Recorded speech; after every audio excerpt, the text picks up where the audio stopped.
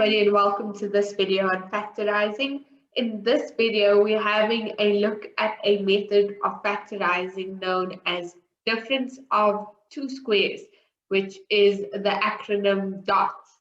So basically what you are factorizing over here is some number and it has to have, or anything, and it has to have a negative because that's where the difference comes from in the name, and minus something, and then the general pattern for something like that is that it's factorized as the square root of the first term plus the square root of the second term times the square root of the first term minus the square root of the second term.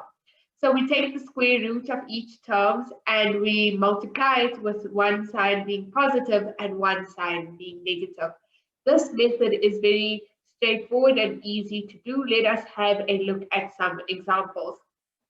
Please make sure that you pause the video and attempt these examples by yourself before doing it together. So the first one is x squared minus 4. It has the negative over there. So then what we have is we're going to put two brackets. Then we're going to put the square root of the first term in the bracket. So the square root of x squared is x. Then we're going to put the square root of the second term in each bracket, which is 2. The square root of 4 is 2. And then finally, we put 1 plus and 1 minus. Okay, let's do that again. So first of all, we have to check that we have that negative. And then we have two brackets. We put the square root of the first term in each bracket. And then we put the square root of the second term in each bracket. And then finally, we put a plus and a minus. Let us do this one over here.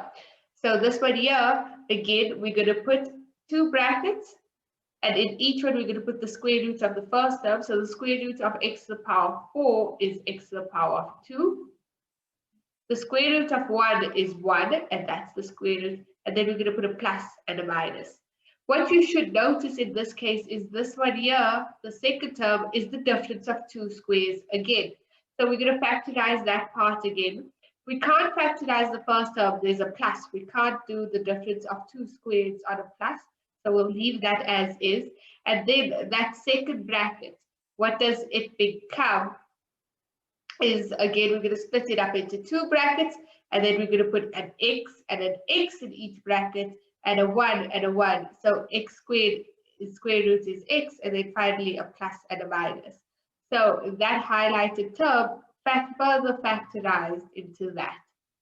Let us do the next one. So this one here we have, generally we want to check that we have two perfect squares because that's where this factorizing works the best. So we have 16x squared minus 4y squared, which are two perfect squares. So let us do the difference of two squares. The square root of 16x squared is 4x, and that we'll put in each bracket. Then the second term, the square root of 4y squared is 2y, and that we will put in each bracket. And then finally, we'll end up with a plus and a minus.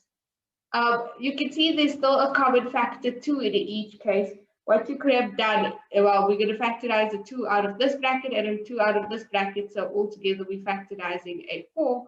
So this will be 2x minus y, or 2x plus y.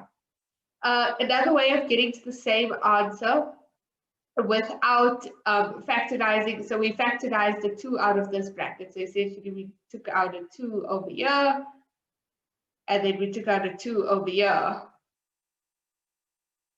And then those two gave us that 4. And then we have 2x. What we could have done instead is first find the highest common factor.